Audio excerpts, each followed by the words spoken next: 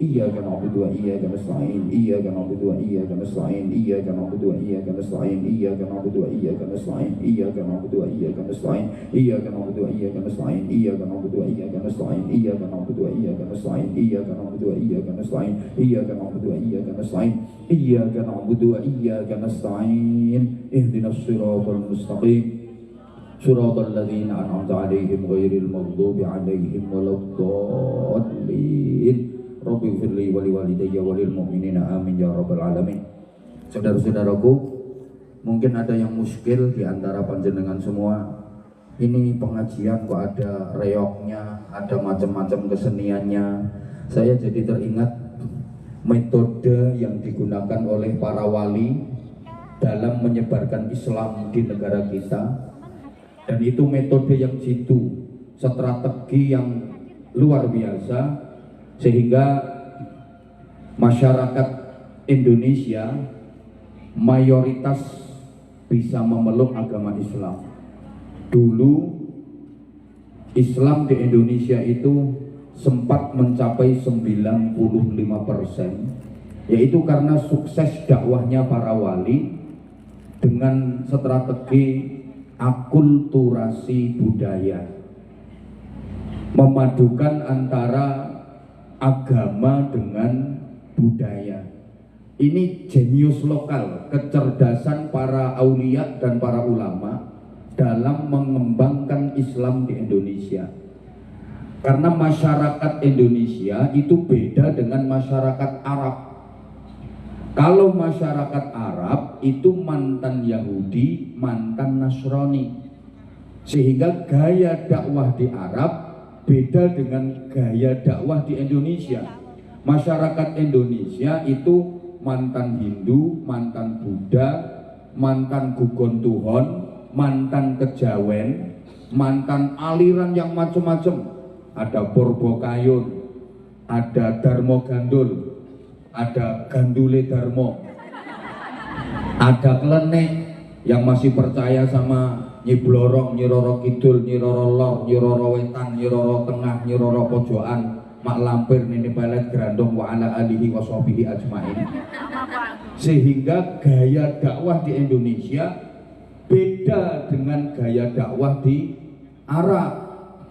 Jadi ini kecerdasan para aulia dan para ulama, sehingga Islam sukses menjadi agama mayoritas masyarakat Indonesia. Budaya yang ada itu tidak dihabisi, tapi diislamisasi. Adat yang ada di masyarakat tidak disikat, tapi dikemas, disisipi dengan syariat. Allahumma sholli ala Muhammad. Ini budaya, ini agama, ini tradisi, ini islami, ini adat, ini syariat. Tidak dipercekcokkan, tidak dipertentangkan, tapi dijodohkan, dipadukan. Kita ingat bagaimana Bathara Katong dalam menyebarkan Islam di wilayah Ponorogo dan sekitarnya melalui kesenian reok yang itu sudah mendarah daging bagi masyarakat Ponorogo, sehingga strategi semacam itu mudah diterima oleh masyarakat. Kita juga ingat peresmian Masjid Agung Demak oleh Wali Songo itu pakai pagelaran wayang kulit. Masyarakat penasaran, masyarakat tertarik, pengen nonton pertunjukan dan pagelaran wayang kulit yang spektakuler itu. Nah, tiketnya baca 2 kalimat syahadat dan berwudu. Ini secara otomatis yang nonton kan masuk Islam. Karena tiketnya untuk bisa nonton pagelaran wayang itu baca 2 kalimat syahadat. Nah, cuman koridornya harus benar. budaya yang mengikuti agama, bukan agama yang mengikuti budaya. Karena agama itu relnya, budaya itu keretanya. Yang benar rel manut kereta apa kereta yang manut relnya? Sing bener rel manut sepur apa sepur manut rel? Sepur yang manut rel, jangan dibalik. Relnya yang manut kereta, kebalik itu namanya. Jadi kalau keretanya lebar, engkau relnya dibenggang. Kalau keretanya kecil sempit, relnya dipingkupne.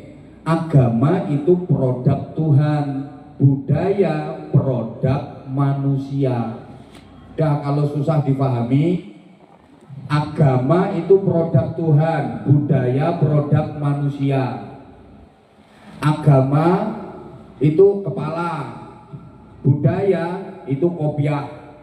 Ayo yang bener, kopiah manut kepala apa kepala yang manut kopiah? Oh iya, nah, berarti kepala manut kopiah. Jadi nek kopiah kegedean dasmu dikompo. Nek kopiah kecilian dasmu dicuples dikimpesi. Ya kopiah yang ikut kepala, menyesuaikan, jangan kepala yang ikut kopiah. Karena gini, adat budaya itu penting apa penting? Penting apa penting? Penting. Sesuatu yang baik itu kalau nggak cocok dengan adat dan budaya bisa jadi kacau. Saya sering contohkan, Al-Quran itu kebenaran absolut, mutlak kebenarannya. Tapi kalau ada ayat Quran yang dibaca tidak sesuai dengan situasi dan kondisi, bisa kacau. Allahumma sholli ala Muhammad. Contoh, di acara resepsi pernikahan, tamu-tamu sudah berdatangan, kedua mempelai sudah berada di pelaminan, acara dimulai, kemudian MC-nya mulai berbicara. Bapak-bapak, ibu-ibu, saudara sekalian, para hadirin yang terhormat, silahkan duduk, silahkan menikmati hidangan yang disiapkan oleh tuan rumah. Kita sama-sama saksikan kedua mempelai sudah bersanding di pelaminan. Mohon restu dan doanya, semoga kedua mempelai bisa membina mahligai rumah tangga yang sakinah, mawaddah, rahmah, dan barokah. Sesuai dengan firman Allah, kullu nafsin dha'iqatul maut. Ini ayat Qur'annya salah apa enggak? Ya enggak, ayat Qur'an itu enggak ada yang salah. Salah sasarannya. Wong ayat pengantar jenazah kok dibaca di acara nikah, gitu loh. Jadi adat itu kalau enggak sesuai dengan situasi dan kebaikan, kalau enggak sesuai dengan situasi dan kondisi bisa jadi kacau. Orang mengucapkan salam aja gayanya beda-beda. Kalau MC ya kayak tadi, Assalamualaikum, Yarno aku kayak penyiar tinju. Ya harus semangat untuk membakar semangatnya para jamaah. Lah kalau MC-nya melempem, ya jamaahnya ngantuk semua. Nanti kalau ketemu temen di tengah jalan salamnya, Assalamualaikum bro, itu namu ke rumah orang gayanya beda lagi. Assalamualaikum. Santri ketemu kiai kalau di kita sambil membungkukkan badan, Assalamualaikum. Tapi kalau di Arab enggak, nadanya tinggi sambil mengangkat kedua tangan, Assalamualaikum, walaupun murid ketemu gurunya. Ini kalau dipraktekkan di Indonesia, ada santri ketemu kiainya, Assalamualaikum, bingung kiainya, nggak bisa jawab karena mikir, santriku ini berkenaan tekonti lah. Lah kalau penyanyi gaya salamnya beda lagi. Halo, apa kabar semuanya? Selamat siang, semoga baik-baik saja. Assalamualaikum warahmatullahi wabarakatuh. Coba misalnya saya mau ceramah, salamnya pakai gaya penyanyi, buyar jamaah. Ini abah anjak ini gendeng saya ini. Nah, orang tua kita dulu, mbah-mbah kita dulu itu suka sajen, betul?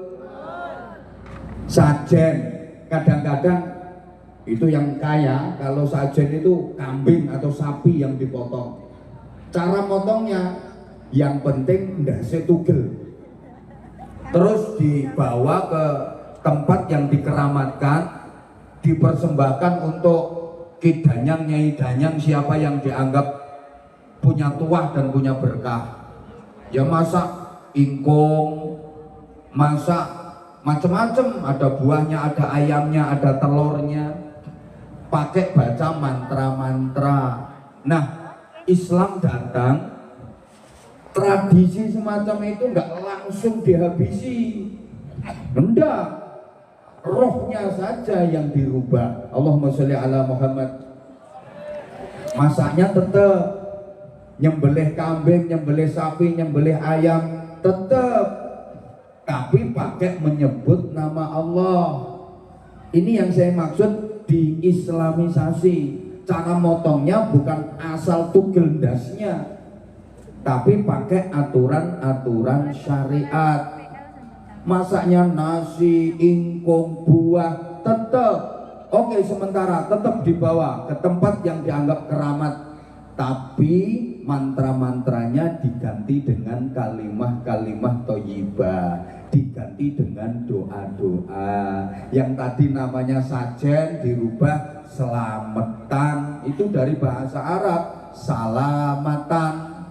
Tapi ilate wong Ponorogo, ilate wong Bojonegoro kan repot, salamatan, kesuwen selamatan. Paham? Duh, yang dicontoh siapa? Rasulullah Muhammad Sallallahu Alaihi Wasallam. Sebelum Rasulullah diutus jadi nabi, ini budaya tawaf ini sudah ada di masyarakat jahiliyah. Ritual mengelilingi Ka'bah itu sudah ada sebelum Rasulullah diutus jadi nabi. Cuman orang jahiliyah itu ritual mengelilingi Ka'bahnya, mohon maaf, telanjang bulat.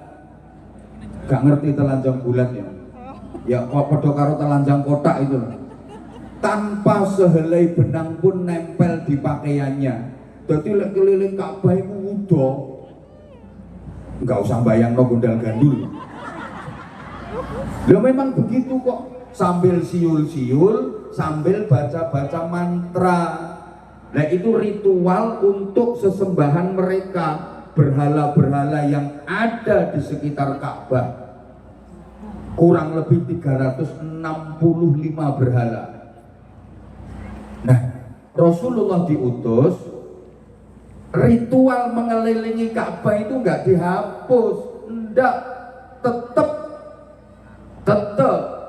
tapi diislamisasi. Wajib nutup aurat, kemudian mantra-mantranya diganti dengan zikir, kalimat thayyibah, doa.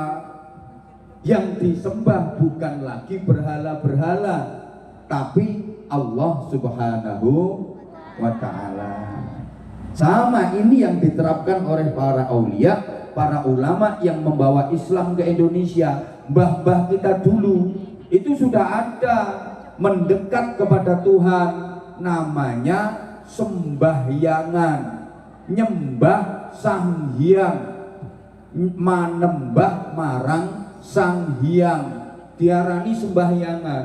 Maka para wali, para ulama dulu lek ngarani ora sholat tapi disebut sembahyang.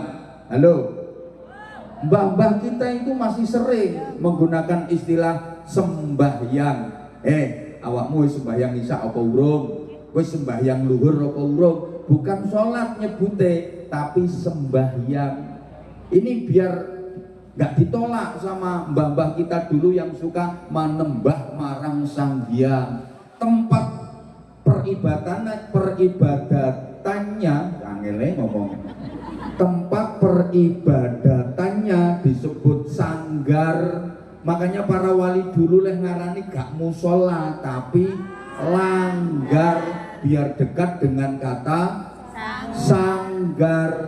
Ini loh hebatnya. Jadi nggak kok dikit-dikit haram, syirik, bid'ah. Andaikan penyebaran Islam di Indonesia itu keren, Pokoknya nggak sesuai syariat, haram syirik bid'ah, haram syirik bid'ah. Mungkin Islam nggak sebesar ini di Indonesia. Allahumma sholli ala Muhammad. Allahumma sholli ala Muhammad. Coba ini kalau mau masuk kampung itu pasti dipasang gapura namanya. Supaya apa? Loh, supaya masyarakat kampung situ saling memaafkan, guyub rukun, bisa hidup berdampingan dalam keberagaman. Gapura itu dari bahasa Arab, ghafura, maknane pengampun. Jadi masyarakat situ biar jadi pengampun, pemaaf. Kalau saling memaafkan bisa guyub rukun hidup berdampingan. Ilate wong Jawa ape ngomong ghafura angel, akhirnya diunekno gapura. Itu mau bilang syahadatain, artinya syahadat loro, kangelan jadi sekaten. Sampai sekarang masih ada itu budaya sekaten. Nah, orang Islam sing garis keras itu kan ngono langsung dianggap syirik lah, bid'ah lah, macam-macam. Nggak dilihat nilainya, nggak dilihat rohnya. Halo? Kalimah syahadah angel, kalimah sodo. Wong ilate wong Jawa.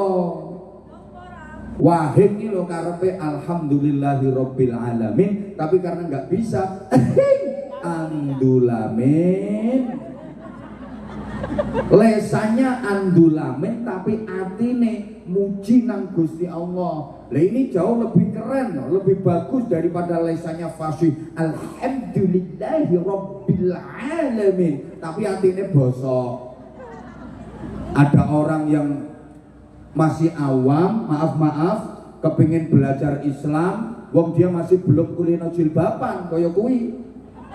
Urung kulino kok dipaksa piye, wis gak apa-apa sementara ngono-ngono. Gelem melu ngumpul ngene wis apik kok, engko suwe-suwe perlahan iso-iso ngalah-ngalahi sing saiki ketoke jilbaban tapi atine endel ngono kuwi. Wonge teko. Kuwi wonge nganggo masker kuwi. Allahumma sholli ala Muhammad. Halo. Mbah-mbah kita dulu kan begitu. Apa yang ngomong ridho gak iso ya lilo, fardu diwaca perlu, khairun ini dadi kirun, Ramadan dadi ramelan. Mbah-mbah kita dulu gitu kok. Lesannya masih kaku pon. Nah itu diantara cara pengembangan Islam melalui kesenian, melalui budaya.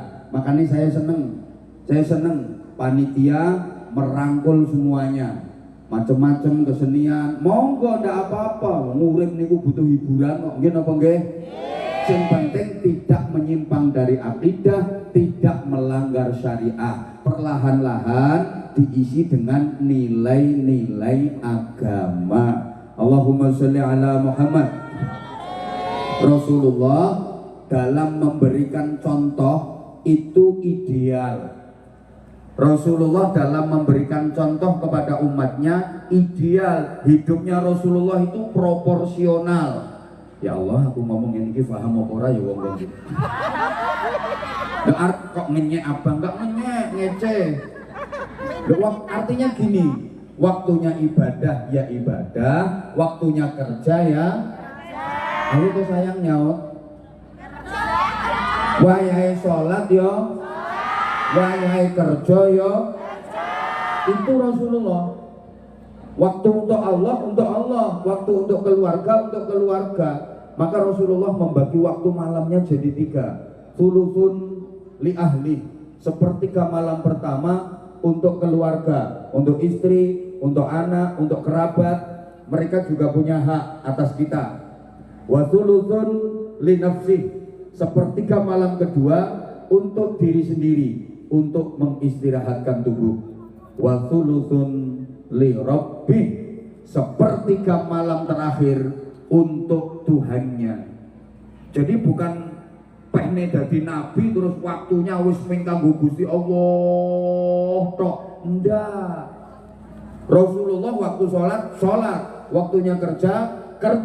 Ketika berbicara soal agama, Rasulullah bicara soal agama. Ketika sahabat-sahabatnya membicarakan soal pekerjaan, Rasulullah juga membicarakan soal pekerjaan. Itu yang diceritakan oleh para sahabat. Jadi nggak kok terus wiridan dikir tok. Enggak. Rasulullah mulai kecil juga pekerja keras. Masih kecil aja menggembala kambing, buruh menggembala kambing milik orang-orang kaya dengan upah sekian. Remaja dagang, Rasulullah pedagang ulun. Jadi nggak bener kalau Islam hanya mengajarkan hablum minallah saja, hablum minan nas juga, bukan cuma akhirat tapi dunia juga. Halo? Kadang-kadang baru jadi ustadz anyaran terus wis gak gelem kerja ngandalke dzikir donga, akhirnya malah toma. Jadi iki di rumah ora ya.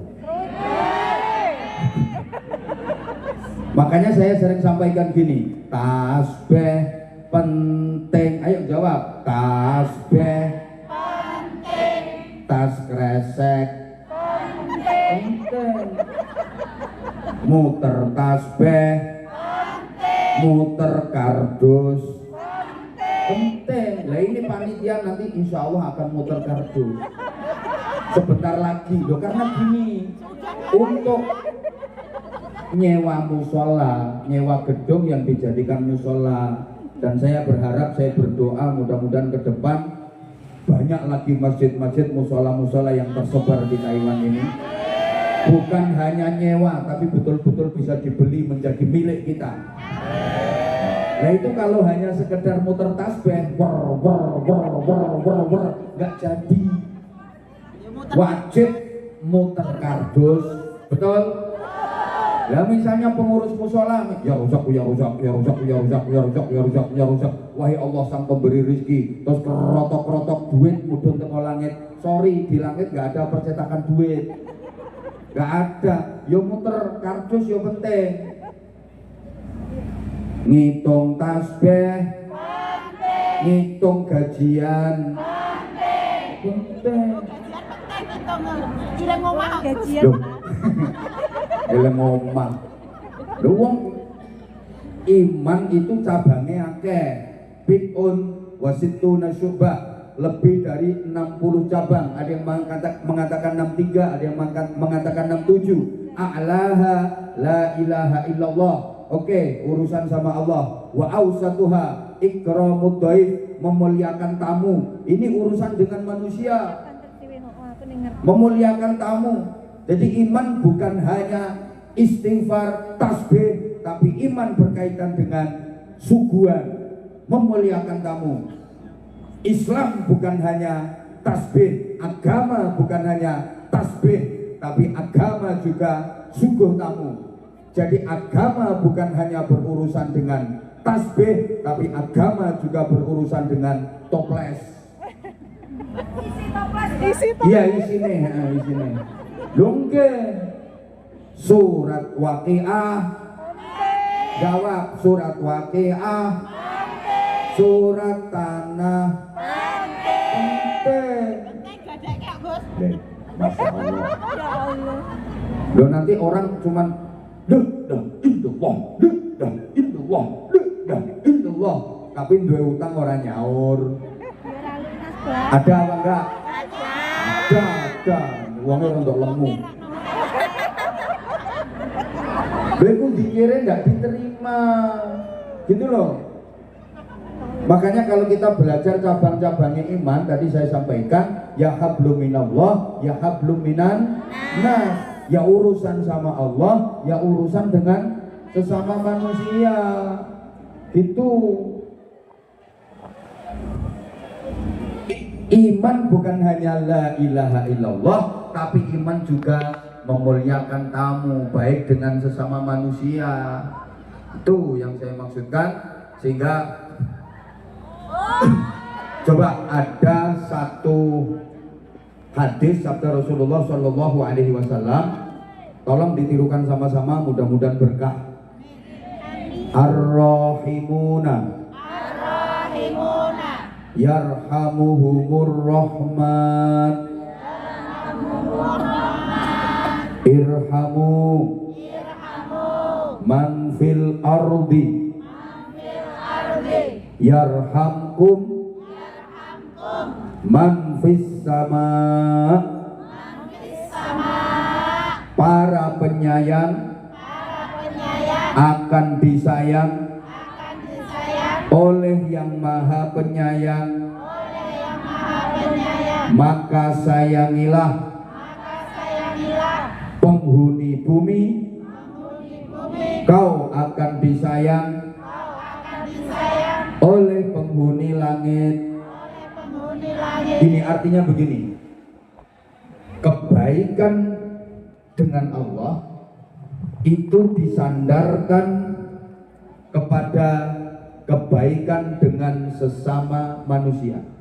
Kalau kau ingin disayang sama Allah, sayangilah sesama manusia. Untuk mendapatkan kasih sayang Allah, itu diantara caranya kita harus menyayangi sesama manusia. Saya sering sampaikan, banyak urusan yang sangat Allah sekali, tapi ternyata kalau terjadi kendala, itu solusinya diserahkan kepada hal yang sangat manusia sekali. Para jamaah, puasa itu urusan dengan Allah, betul? Gak ada yang tahu. Saudara puasa apa enggak itu gak ada yang tahu kecuali saudara sendiri dengan Allah. Puasa itu ibadah yang sangat privasi, urusan kita dengan Allah. Sampai pahalanya aja gak ada yang tahu kecuali Allah. Nabi aja gak tahu pahalanya puasa, malaikat juga gak tahu pahalanya puasa. As-shaumu li wa ana ajzibihi. Puasa itu untukku, aku yang membalasnya, aku yang memberi pahala. Malaikat gak tahu apa dan berapa pahalanya, para nabi juga gak tahu apa dan berapa pahalanya. Ini urusan antara kita dengan Allah. Tapi sekarang misalnya ada orang yang udah sepuh, udah tua, gak kuat menjalankan ibadah puasa. Loh, ini solusinya, tebusannya bukan zikir, bukan doa, bukan istighosah, tapi bayar fidyah. Fidyah berarti beras. Beras dimasak, dimakan manusia. Loh, urusan puasa itu dengan Allah. Tapi kalau ada orang yang tidak mampu karena sepuh, karena sakit yang sudah tidak bisa diharapkan sembuhnya, loh, itu tebusannya gak disuruh zikir, doa, istighosah, enggak, tapi fidyah. Mudah-mudahan bisa difahami.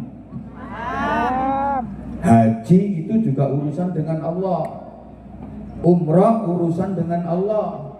Tapi kalau misalnya ada orang haji, ada orang umrah, dia ketika ihram melakukan salah satu pelanggaran ihram, tebusannya bukan puasa, bukan zikir, bukan tirakat, bukan khataman Quran, tapi tebusannya bayar dam. Dam itu nyembelih kambing, dagingnya dimasak, dimakan manusia. Jadi hal yang sangat berhubungan dengan Allah, kalau terjadi masalah, kalau terjadi kendala, itu solusinya diserahkan kepada hal yang manfaatnya kembali kepada manusia. Ini kalau saya sering sampaikan, sinergitas antara langit dengan bumi. Betapa Islam bukan hanya agama ketuhanan, tapi Islam juga adalah agama kemanusiaan. Bareng. Kemanusiaan. Nah, bukan hanya disuruh apik dalam hubungan dengan Allah saja, tapi juga menjalin hubungan baik dengan sesama manusia. Para jamaah yang sangat saya hormati rahimakumullah, kita Ini iya ya. Ini Masya Allah.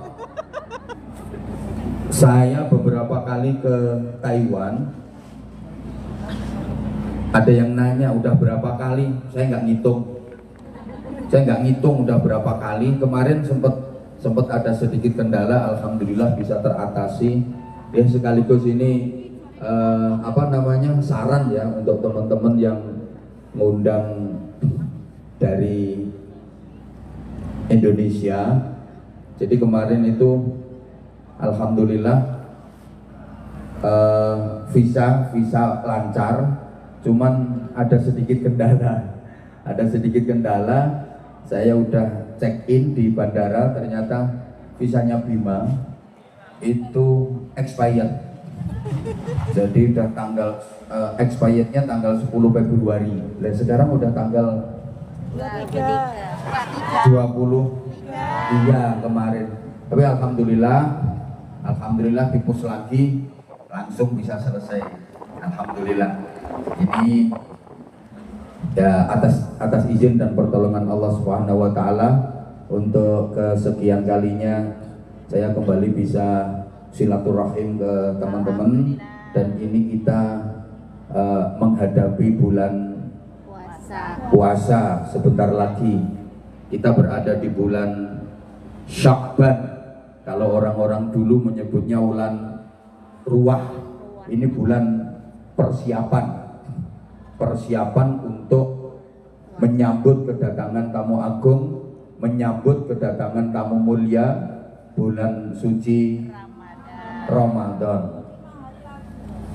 Nah, apalagi tinggal 5 hari lagi. Gini, Ramadan itu adalah bulan yang menjadi sarana Allah akan mengangkat derajat kita setinggi-tingginya sampai pada tingkatan derajat takwa. Kan derajat manusia di sisi Allah itu ada 5 tingkatan. Paling rendah Islam, tingkatan paling bawah itu. Kemudian tingkat di atasnya lagi iman, kemudian tingkat di atasnya lagi ihsan, kemudian tingkat di atasnya lagi ikhlas, dan tingkatan tertinggi adalah takwa. Nah, orang-orang bertakwa ini yang disediakan surga untuknya. Coba kalau kita baca Al-Quran, setiap ada pembahasan tentang surga, itu nanti endingnya uiddat lil muttaqin. Surga itu disediakan untuk orang-orang yang bertakwa. Halo? Dilanjut apa enggak ini? Jadi ternyata enggak cukup lil muslimin, bukan untuk orang-orang yang asal Islam saja, tapi uiddat lil muttaqin, disediakan untuk orang-orang yang bertakwa.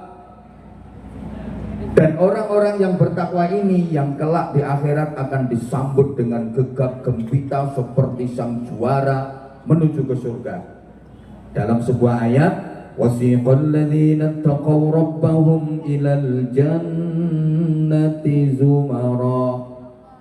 Orang-orang bertakwa digiring menuju surga berbondong-bondong. Hatta idza ja'uha wa futihat abwabuha wa qala lahum khazanatuha salamun 'alaikum tibtum fadkhuluha khalidin. Jadi disambut dengan gegap gempita, dibukakan pintu surga untuk mereka. Silakan, selamat datang, selamat berbahagia, silakan masuk surga, nikmatilah keindahan kebahagiaan di dalamnya selama-lamanya. Ini orang-orang yang bertakwa. Dan sekali lagi, untuk menggapai tingkatan takwa itu banyak cara, dan gak harus muter tasbih tok. Kerja juga bagian dari untuk menuju takwa. Halo? Di antara syarat masuk surga itu harus bersih dari dosa. Betul? Karena penyebab orang dimasukkan neraka itu adalah dosa. Lah pembersih dosa itu banyak. Malah ada dosa-dosa yang tidak bisa diampuni oleh apapun kecuali bekerja keras. Inna minadz dzunub dzunuban la yukaffiruha illa sa'yu fil iyal. Ada beberapa dosa yang dosa itu tidak bisa diampuni dengan istighfar, tidak bisa terampuni dengan sujud, tidak bisa diampuni dengan puasa. Tapi dosa itu bisa diampuni Allah dengan bekerja keras cari nafkah untuk keluarga. Tapi muaranya nanti tetap tujuannya adalah untuk menjalankan takwa. Mungkin ini hadisnya udah familiar banget, sering diceritakan. Selesai sholat jamaah, Rasulullah dengan para sahabat zikir, doa, kemudian para sahabat bersalaman kepada Rasulullah, musafahah. Ada Sayyidina Abu Bakar Siddiq, ada Sayyidina Umar bin Khattab, ada Sayyidina Utsman bin Affan, ada Sayyidina Ali bin Abi Thalib, dan sahabat-sahabat utama, akabirus sahabat, pembesar-pembesar sahabat. Tiba-tiba, mohon maaf, ada orang yang tidak ngeromesi. Apa tidak ngeromesi itu? Orang memper. Nah, tidak memper, tidak begitu ngeromesi dan tidak memper. Ketika musafahah jabat tangan Rasulullah, ini dipegang lama sama Rasulullah. Bahkan ada kejadian luar biasa, tangan orang ini dicium sama Rasulullah. Sahabat-sahabat yang lain heran, ini siapa ini? Masa wali? Kalau wali kok ya orang memper, tapi kok diperlakukan istimewa oleh Rasulullah. Diperlakukan istimewanya gimana? Begitu jabat tangan dengan Rasulullah, dipegang lama, kemudian dicium tangan itu sama Rasulullah, dan Rasulullah bersabda, hadhihi yadu ahlil jannah. Ini adalah tangannya ahli surga. Tangan yang aku pegang ini ahli surga. Ini sahabat-sahabat yang lain pada heran, apa keistimewaannya orang itu? Ya malah nuwun sewu, ada rasa cemburu di hati sahabat-sahabat yang utama. Kata Abu Bakar Siddiq, ya harusnya tangan aku yang lebih layak dicium. Aku jelek-jelek gini kan mertuanya Rasulullah. Putrinya Abu Bakar Siddiq, Sayyidah Aisyah, dinikah sama Rasulullah. Pantas dong kalau misalnya aku tangannya dicium, kan aku mertuanya. Umar bin Khattab juga begitu, aku juga mertuanya. Anakku Hafsah dinikah sama Rasulullah. Akhirnya ada yang memberanikan diri. Ya Rasulullah, Mu'adz bin Jabal ini yang nanya, siapa orang tadi? Nabi tersenyum. Yang mana? Itu tadi loh, orang yang tangannya jenengan pegang, kemudian jenengan cium tangannya. Oh itu. Tahu gak kalian kenapa tangan orang itu tak pegang lama kemudian tak cium? Begitu aku pegang tangan orang itu, ternyata tangannya kapalan. Tangannya kasar. Duh, apa hubungannya tangan kapalan, tangan kasar dengan kau istimewakan dicium tangannya? Terus engkau mengatakan ini adalah tangan ahli surga. Kata Rasulullah, orang ini tangannya sampai kasar, kapalan kayak gini karena dia kerja keras untuk menafkahi keluarganya, tapi dia tidak meninggalkan kewajibannya. Walaupun dia kerja keras, dia nggak meninggalkan sholatnya. Dari sini bisa dipahami? Dari sini bisa dipahami? Maka berbahagialah kalian yang tangannya kapalan. Nanti bisa masuk surga numpak kapal. Loh, gini loh maksudnya, gini loh. Gini, betapa Rasulullah sangat menghargai pekerja keras. Sampai Nabi mengatakan ada dosa-dosa yang tidak bisa terampuni dengan istighfar, dengan sujud, dengan puasa. Tapi dosa itu bisa diampuni dengan bekerja keras untuk menafkahi keluarga, tapi tetap tidak meninggalkan kewajiban.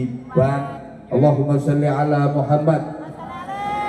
Berarti dengan demikian bekerja itu juga bisa bernilai ibadah. Itu loh maksudnya, asal niatnya ditata dengan baik, terus hasil dari kerja itu tidak digunakan untuk bermaksiat. Perlahan-lahan nggih. Perlahan-lahan nggih.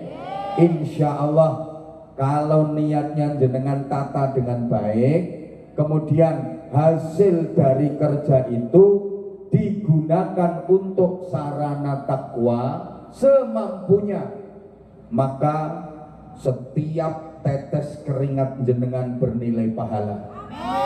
Setiap desak nafas jenengan dalam bekerja menjadi ibadah. Setiap langkah kaki panjenengan tercatat sebagai jihad fisabilillah. Karena apa? Ya karena itu kerja niatnya ibadah, hasil dari kerja itu tidak digunakan untuk bermaksiat. Allah lebih suka. Di sisi lain pernah saya sampaikan, ada orang itu yang hidupnya cuma di masjid, sholat iktikaf dzikir, sholat iktikaf dzikir, sholat iktikaf dzikir di masjid, sampai viral di kalangan masyarakat waktu itu, dia ahli surga, dia ahli surga, dia ahli surga. Berita itu sampai kepada para sahabat, akhirnya jadi bahan pembicaraan para sahabat. Ada orang yang betul-betul istimewa, dia sama sekali nggak terpengaruh dengan hiruk pikuknya dunia, hidupnya hanya di masjid, dia hanya sholat dzikir iktikaf, sholat dzikir iktikaf.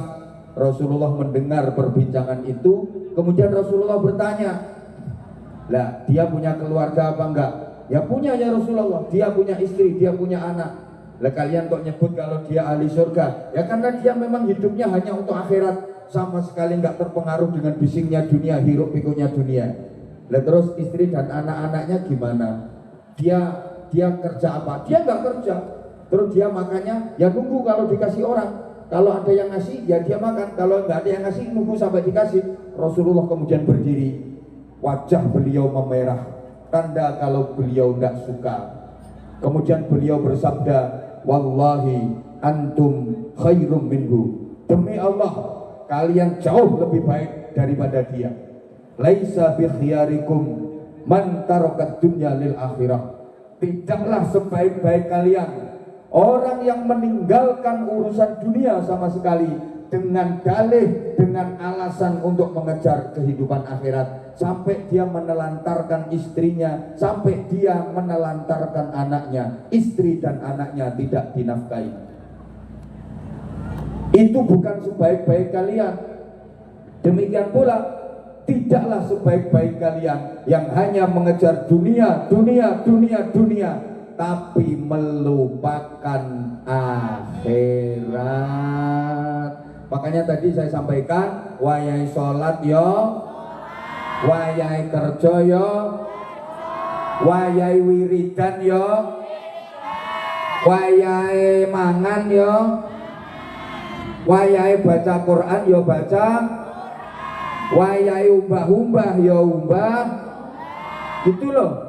Belum nanti waktunya nyuci ditinggal baca Quran dikir, baca Quran dikir, baca Quran dikir, baca Quran dikir. Akhirnya bajunya kotor semua, najis semua. Mau sholat nggak bisa nutup aurat. Lah ini malah dikirnya baca Qurannya malah nggak dapat pahala.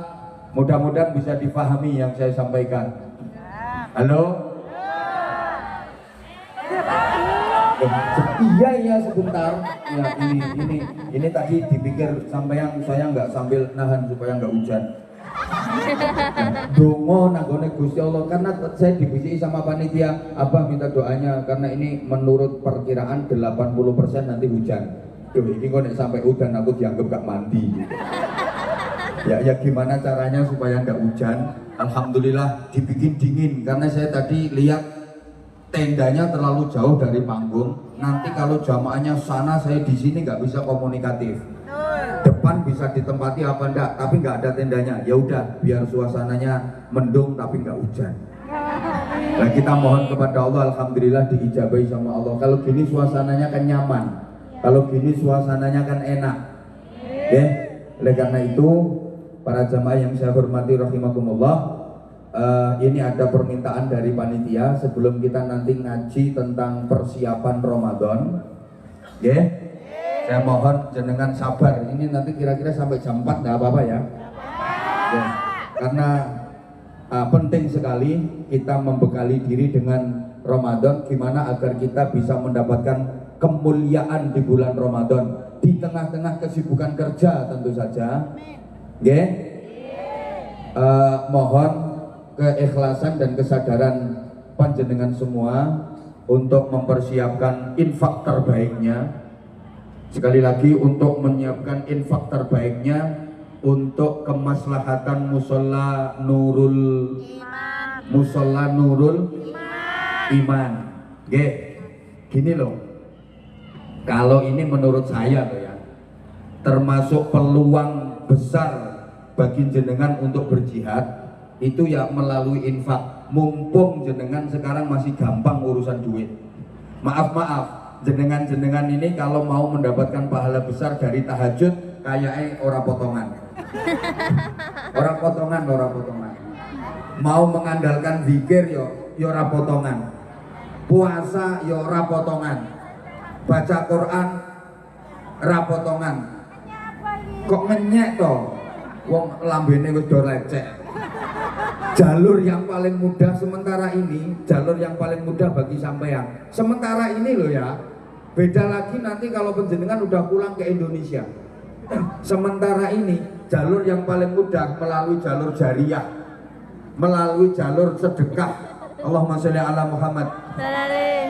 Sambil kita pikir gini maksudnya, ya Allah gak dirungokno. Kayaknya melalui jalur itu yang paling gampang gitu loh. Harta yang kita makan nanti endingnya akan jadi kotoran, betul? Yang kita pakai ujung-ujungnya jadi rongsokan. Sebentar, jangan keliling dulu dok, panitia. Sebentar, malah kok sampean oleh mek titik kok. Sebentar dong, tak giringe sik. Wong iki ana sing nyiapno koin. Sebentar, tak giringnya dulu. Sebentar. Sabar kok jamaahnya. Jamaah kali ini luar biasa, sabar kok insya Allah. Saya ulang. Yang kita makan ujung-ujungnya hanya jadi kotoran. Yang kita pakai ujung-ujungnya hanya jadi rongsokan. Yang kita simpen ujung-ujungnya jadi warisan, bahkan jadi rebutan. Mungkin akan jadi perkelahian. Betul?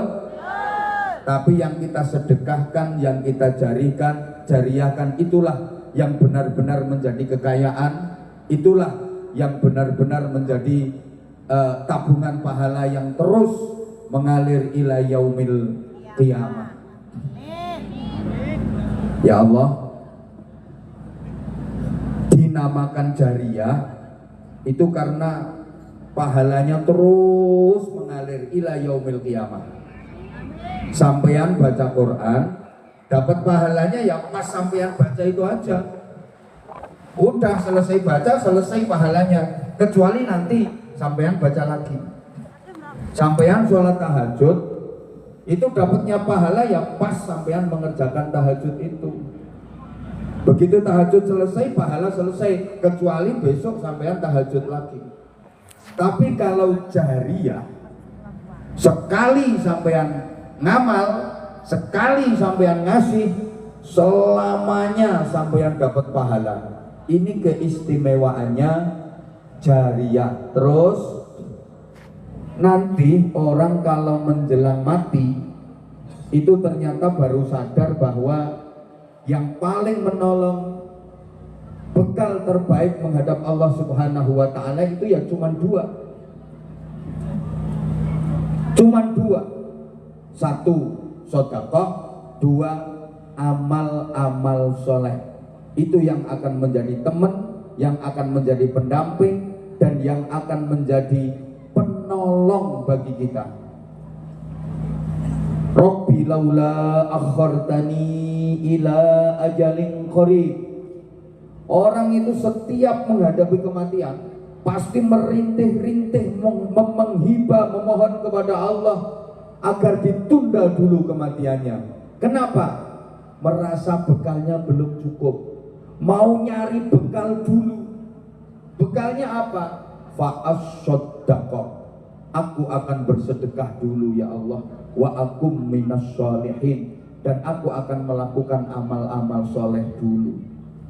Bukan aku mau haji dulu, aku mau umrah dulu, aku mau puasa tiap hari dulu, enggak. Tapi fa'asyaddaqa, aku akan bersedekah dulu.